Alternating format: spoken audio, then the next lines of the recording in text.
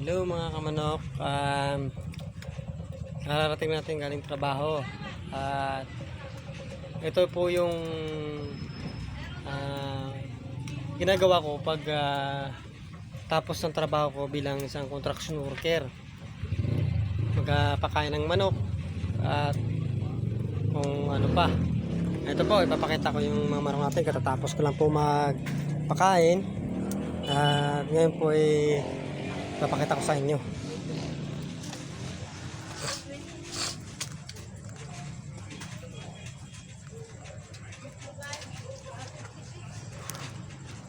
Yan po yung tandang natin na na pang breed para dito.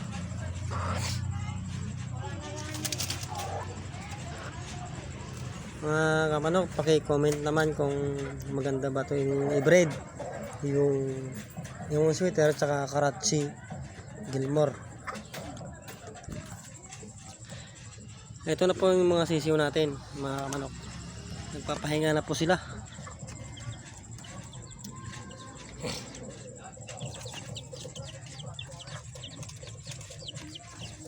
Nagising tuloy. At ito naman po yung bisita natin. Yung pinakita ko po sa unang video.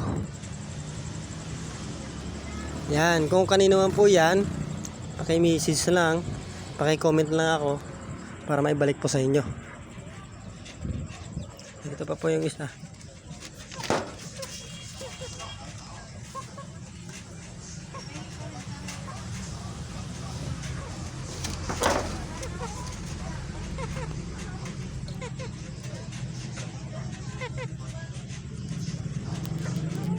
Ayan po.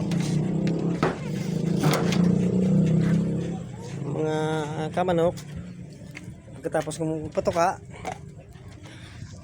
ito na po yung ginagawa ko. Nag-iihaw po ako ng pang ulam. Kung sa Ilonggo, pang sudan namon, pang ulam namin ngayong gabi, ngayong hapunan. Ayan, ito pa po. Tsaka yung isa, pasensya na po, nadurog yung isa. Ayan, nadurog. Ito pa po, tsaka ito ihawin ko po ngayon yan. Hi bebe, ito po pala mga kamanok yung aking bunsong anak. Ito po kasama ko minsan pagka umaga na nagpapatuka. Bebe, hi ka nga muna, hi ka muna. Hi viewers. Dali. Okay. Ito po yung anak ko na to. Sumasama po sa akin ito. Minsan pagka nagpapakain po ng aming mga manok na alaga. At ngayon po ay cooking master po tayo. Yan. Ito pala mga kamanok, paki-like naman and share, tsaka subscribe na rin ng ating munting channel. Sana po isuportahan nyo. Maraming salamat po. At subaybayan nyo po kung paano ko po palalaguin at pararamihin ang aking mga alagang manok na